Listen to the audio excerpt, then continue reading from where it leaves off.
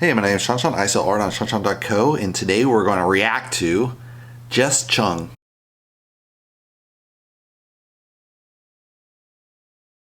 So Jess Chung is a painter, mostly a lot of gouache, a little bit of acrylic. So let's check it out.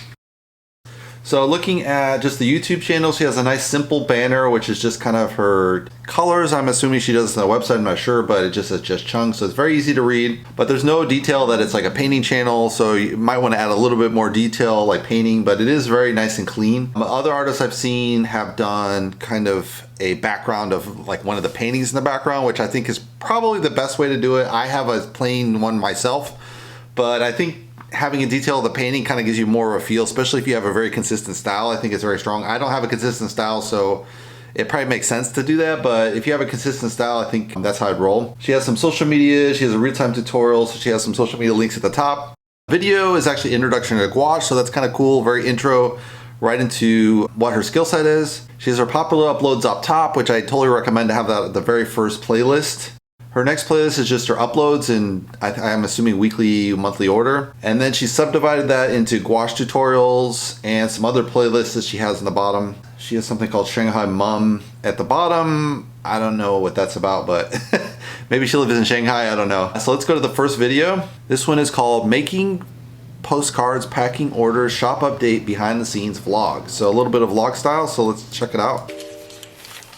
So really nice visceral sound, very good sound here. You can see her packing up one of her orders, handwritten note, which is a super good way to do art orders. That takes a lot of work, but it's that personal touch is very good for making your art sales really pop. Very nice zoom detail here of the painting, just really highly focused. Just change the camera angle, that's really nice. Today's video is a little different from my usual. For the past month and a bit, I have been working on filling up this sketchbook and turning all of the paintings into postcards and some of them into prints as well, and doing a shop update with them. So I wanted to show you the behind the scenes of what I've been up to. So I think she has a really good detail shots here of the postcards, and she's talking about what she's doing, so that's a really good intro, I think. Really softly spoken, great voice. She doesn't have a headshot, which I think is probably the best way to introduce, but let's keep watching. And what the whole process was like, from painting to making postcards to updating the shop and then packing orders and all of that. So I'll leave timestamps below so you can jump around to different parts since this video is a little bit long. Another good thing she's done is it's a very clean background. She has her computer up because she's probably painting off the screen. One of the image is kind of probably reference colors, I don't think, because the way she paints is very kind of illustrator style, so it's not necessarily realism style. But you have that nice detail, a little bit of the painting materials, and that's about it. So let's skip ahead just a little bit here. In case anyone was interested in buying larger sized prints, since the postcards were only A6 size, so they were quite small. So I made some prints as well. I started by preparing the originals for the shop, so I had to cut them all out of my sketchbook, and then I neatly cut off the edge as well. So I would just have a blade. You can get kind of a blade and just slice it evenly. It's really, if you're very good with your scissors, you can cut really straight, but you'll probably have a slightly uneven edge. So I would just recommend that a little bit different. Let's skip ahead a little bit. So the postcards arrived and I was really happy with them. I was so relieved that they turned out well, because if they hadn't turned out well, then this whole project would have been a flop. So I was really happy when I was flipping through them, and I was really happy with all of them. I also managed to fix some of the issues that I... So skip ahead just a little bit. Kind of move it along a little bit. This was now a day before the shop update, so that night I just spent some time figuring out how I would ship the postcards safely. I have shipped paintings before, so I wasn't too worried about how to post them safely. But with the postcards, I really wanted to make sure that none of them arrived with dented corners or anything. So what I did was I got a lot of spare cardboard boxes and I cut them up into sizes that were just bigger than I think this is a really smart idea. You do just a postcard run and you can really sell something really nice and cheap on your website, maybe $10, $5.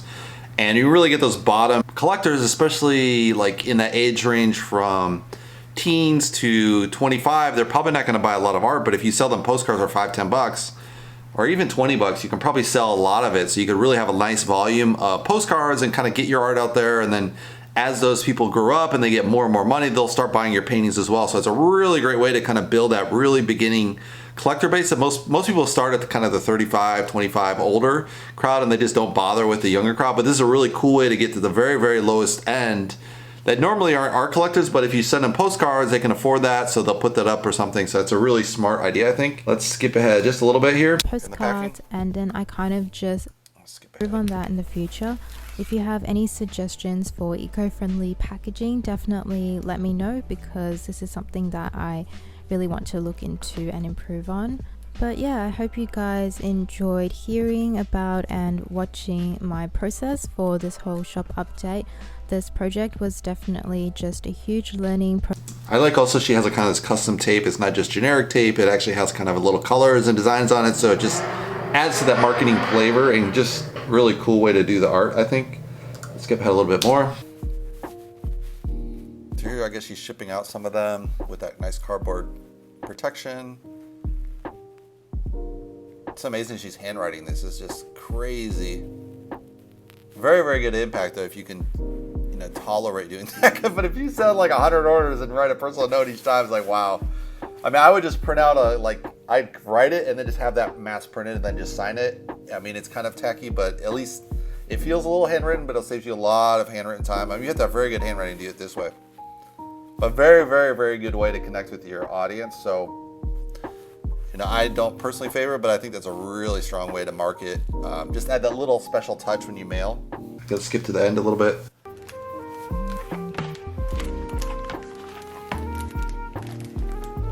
So it's kind of cool because she's showing you what you're gonna get ahead of time and give you a really feel for the product. So, and the quality and the act. You can see that she sells quite a lot too, so that's very strong. So very, very, oh God, these ads, it's just killing me. But a very strong video. Let's skip ahead to the next video here.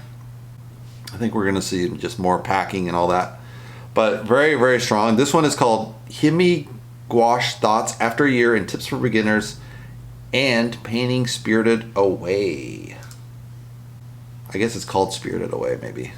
Hi everyone, in this video I just wanted to share with you the unboxing of my new Himi set that I got and share with you my thoughts on the Himi gouache after pretty much a whole year of using it. So it's a really cool video. She just kind of has that pack, she opens it up and then she, you know, zooms in a couple times.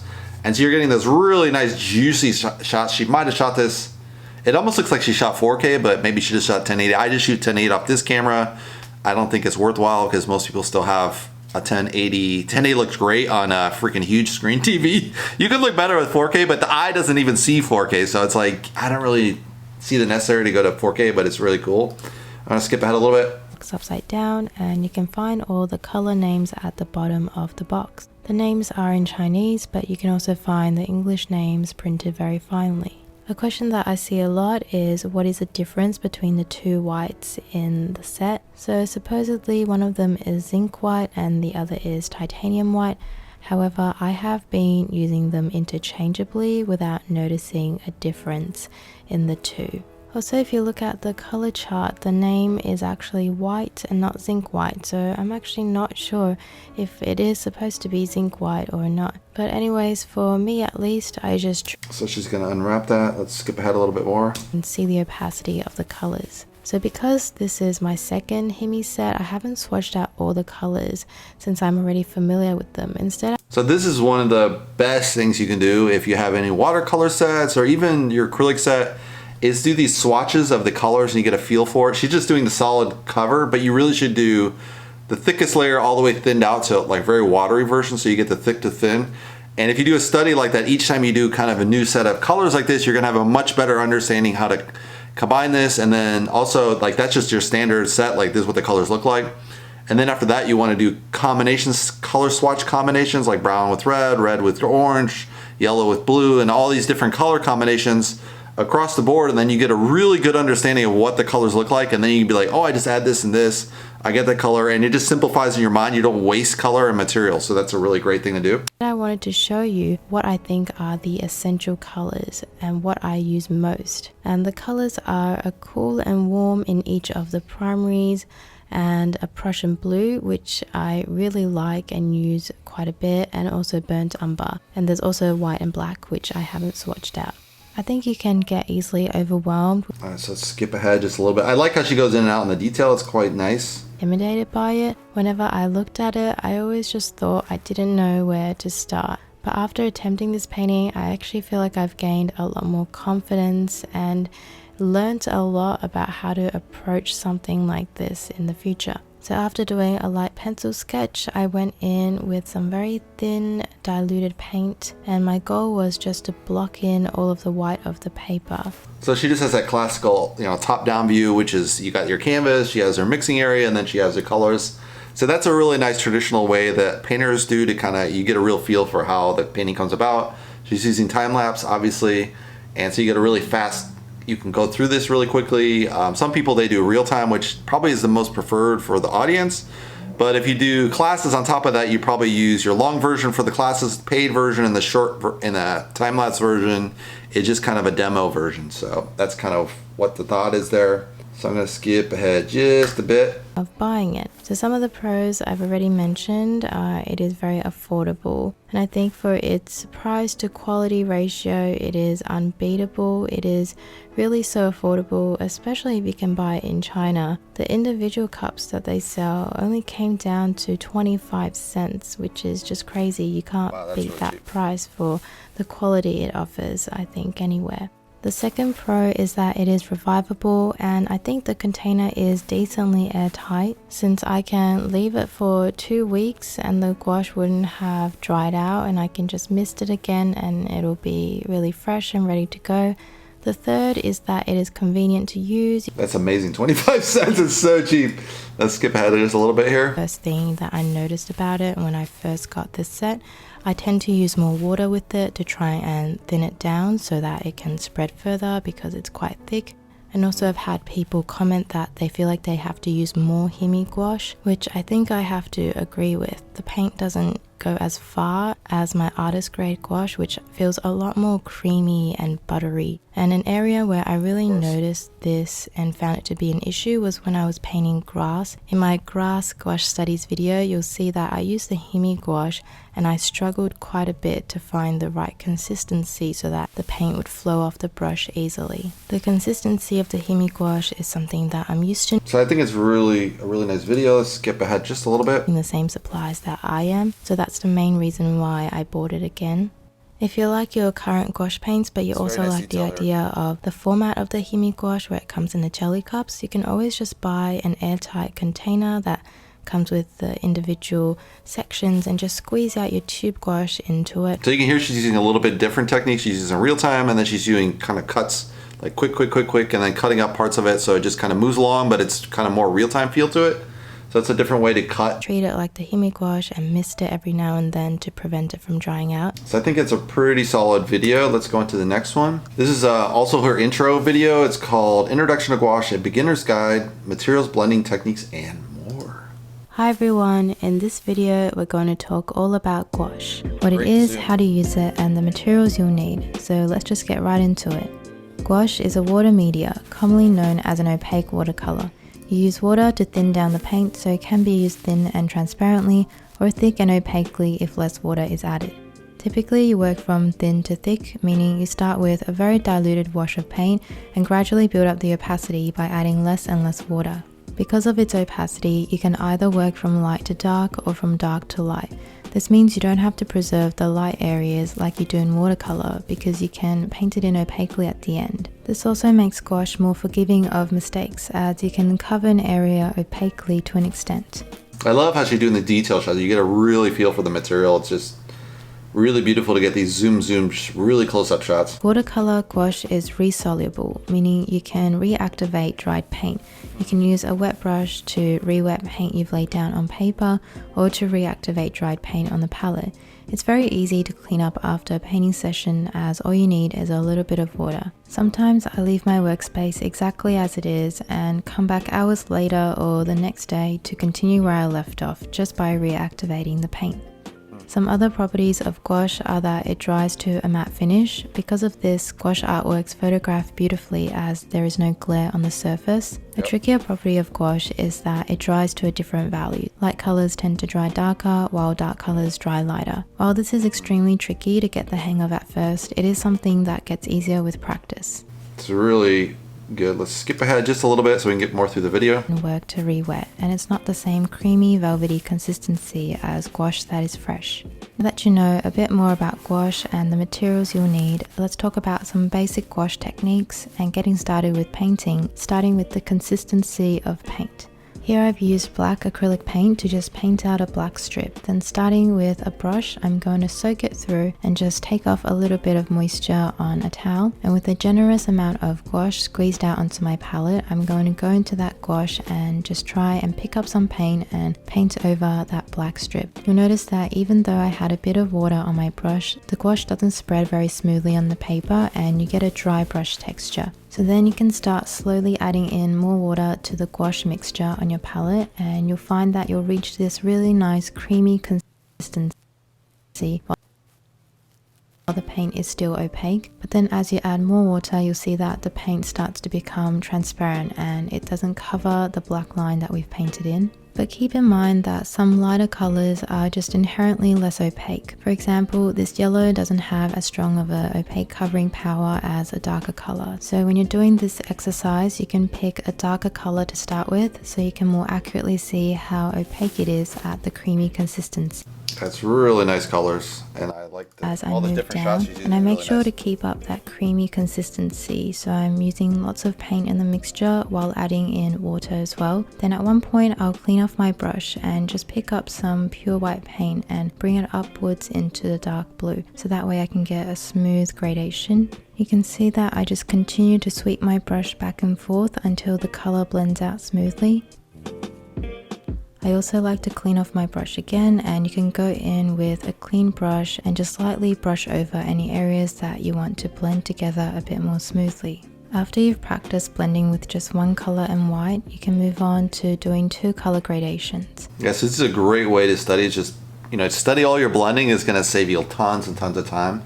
You'll feel like you're wasting a lot of paint, but it just definitely really helps to get a feel for the material. To not reactivate that layer beneath, so you really have to control the amount of water in your brush. You want to avoid applying multiple strokes in the same place, as you're more likely to reactivate the paint. The next technique you can try is the opposite of dry brushing, which is glazing, and this time you want to thin down your paint with a lot of water. I especially like to use this technique when I'm trying to paint rays of light, as it can look very convincing when done correctly. You might have a harder time trying to not reactivate the layer beneath, as your brush is going to have a lot of water in it, but it just takes a little bit of practice to get the hang of this. One of my favorite things about gouache is how I can easily make the colors bleed together. Here I've applied some paint onto the paper, and while it's still wet, I'm going to pick up a lot of white paint with a decent amount of water in my brush as well, and as I sweep across the edge of the paint I just laid down, the water is going to make the colors bleed together. I love to use this technique whenever I want to create. That's a very cool. I'm just like, I want to get some gouache now too. I never know, because I had Inktense, which is similar to watercolor, but it's ink based. It's supposed to be a little bit more easy to work than watercolor. But the gouache looks really awesome. Let's go to the next one. Painting, I'm just going to paint in some clouds. So first I'm going to block in the sky, painting just a simple gradation from dark blue to light blue. So I'm just using some of the basic blending techniques that I explained in the second video. And before I paint the clouds on, I want to make sure this first layer is thoroughly dried. So I'll leave it to dry while I move on to the second painting. I switch to a round brush and mix up some green paint. I'm going to use a very thin diluted wash of this and use this to block in some rough leaf-like shapes. I'm going to paint a forest scene for this one with some sunlight shining through. So you can see I'm working from thin to thick, and then I'm going to go in with a stippling technique and just stipple on a bit more of the foliage texture with paint that's a little bit thicker. Now that the first layer has dried in the first painting, I'm going to go back to it and use a dry brush texture to sweep on some clouds. I'm just using pure white paint with a dry brush, and I'm applying it in quite thick strokes, so I'm getting a nice texture. Yeah, it's interesting, because at least in acrylic, the way I would do it is use kind of a gray bluish blend, maybe a dirty blue with some kind of oranges mixed in there a little bit, so it's a little grungy, dirty, and then kind of clean it up later with like highlights of white. But I think in gouache it's probably a little bit different than the way you work in acrylic, so let's see what else she's got. To build up the opacity of the white, I wait for it to dry and go in with a second layer on top. I concentrate that towards the center of the cloud so that the edges can look a bit more transparent and wispy. And that's the first mini painting done. Now my second painting has also dried, so I can go in with another layer of thicker, more opaque paint. I'm painting in the tree trunks and the branches using black mixed with some burnt sienna. And then I stipple on a bit more foliage texture on top of that. Once that layer has completely dried, I'm ready to go in with some really thinned down yellowish orange paint and paint on the rays of sunlight that are shining through the forest trees. So I'm using a glazing technique to very gently glaze on that light yellow over the top. You have to take a lot of care here to not overwork the paint beneath, as you can easily start to reactivate those darker colors with your wet brush. Yeah, it looks like she is getting some bleeding there, so that's kind of a trick. In acrylic, what you can do is you do like whatever the color of the sky is that's lighter, and then you mix it with gloss, and then when you cover that over on a dry layer, it'll just really come through really nicely. But yeah, it's more challenging to see with the gouache because you can see that bleeding over. I'll skip ahead a little bit here, so we're close to the end, see how it kind of looks. To make the most of this brush and bring out as much of that wispy texture as I can, I layer from dark to light, gradually building it up towards the front of the painting. The best part is always removing the tape to reveal those clean edges and to see your finished piece. I hope you enjoyed watching this short introduction to gouache series, and I hope it also made you want to try out this fun and exciting medium. It can take a little bit of time to get the hang of it, but I promise it's so much fun when you do. Thank you so much for watching. Bye bye. I think she has some really good painting techniques, especially this material gouache. She did have some videos in acrylic, but I kind of wanted to focus on her main thing, which was gouache. Let's go check out her website. So the website, she has, again, this clean covered edge. Let me see if it's the same color as her webpage. Yeah, so she's using the same color on the website almost as her thing, but here she hasn't signed her name, and on the YouTube she's signed her name, so just a little bit different. Probably I would recommend using her signature on the top and then using everything else to clean, because the signature is fine if that's a little bit dirty. So she has postcards, this is her first thing, gouache originals, shop currently closed, so she's probably on vacation or something. So she has tutorials at art videos at front, so I really like this really clean, very simple. First page is really good. Okay, let's go to that About Me. So she just started painting. Well, it didn't just start painting. Obviously, she's really good, but she's 24. And she's in Melbourne. That's so funny. She was in finance. I was also in finance, and I was like, I'm done with this. This is so boring. But it's really great that she's picking up along with all these stuff. She has a supplies page. So let's see what this is about. So I guess you can buy off her website like sets of colors, which is really cool. That's really smart to have kind of all these high quality materials you kind of work through. I think I have a little bit of this on my website, but not as detailed. So this is really great detail. You just have every single thing you want to buy, and you just click through there. They might all be affiliates, I don't know, but this is a really strong thing. She has Skillshare and Patreon, so it's kind of a little bit overlap because they're basically the same service. Not sure why she's doing both, but I think Skillshare you can do like individual lessons, and Patreon's like an ongoing monthly subscription, so it's a little bit different models. One is just kind of piecemeal, another one you just buy into different levels, and they're all kind of subscriptions, so a little bit different depending on what you want to do. This goes right to the Skillshare set. So first one's free. That's pretty smart. So her first month is free, so you kind of get hooked on it, so that's pretty smart. And let's go to Patreon. Let's see what it says there. But it is interesting she's doing Patreon and Skillshare. I mean, I guess you could do both. Why not? You know, it's like, it's basically the same thing. But you can get different audiences. Some people might just want to buy a one-off, so they go to Skillshare and pick up a couple of classes. But Skillshare is also a monthly subscription as well, so it's kind of, it seems like it's an overlap to me. I don't know why, but so you might want to just blend it to one, like Skillshare or Patreon. I don't know why you'd have both. It is nice to have both in the sense that if one goes down, you have a backup plan, so that's smart, I think. But you could probably just have one that's primary, one that's not primary, and just advertise the primary one, and then once it goes down, you switch to the secondary. These are just going to pull up the Patreon and thing. But yeah, I think she has a really nice channel. Very nice spoken voice. There's not many pictures of her, so she's kind of a little bit camera shy, so that's, I guess it's okay. I think when young women have a lot of attention, so they're kind of, they want to be really private, and they feel like they might develop stalkers, which is always a danger, you know, if you're a young woman, have some crazy, you know, psychopaths after you. So I kind of understand that when women don't show their face, it's like, all right, I get it. But then on the other hand, it's like, well, you're an artist in this public space anyway. If you go to any event, if you do any public events, they're going to find you anyway. So it's kind of like, I don't know, it's just kind of a little bit strange not to show your face. But on the other hand, I kind of understand it in a way. I think she just has a really good layout, really nice, softly spoken. I would encourage her to speak directly to the camera. I think that might add a little bit more punch to the thing, but she has a great channel. She has 77,000 subscribers, so she's doing really well, 24. And, you know, really great sound quality she has here. There's nothing wrong with the sound, very crisp. Great video, good use of multiple lenses, zoom in, zoom out, different angles on the painting space that she's working with, the materials. So you get a really good space for it. You don't get a necessarily day-to-day feel of what her daily life is about. So, you know, that might be interesting because I think there's a scene where she's walking on the beach. That might be kind of cool to show, oh, I walk on this beach. But maybe she's just trying to be very private. I get that. But that's kind of interesting if you see the private life of an artist in the video. Like a good example is Anja. You can check that in comparison. It's a very different feel. But yeah, I think it's a good channel. You're going to learn a lot from Goache from this artist. If you like to subscribe, you can subscribe below. And I'll see you on the next Artist React video. Thanks, guys.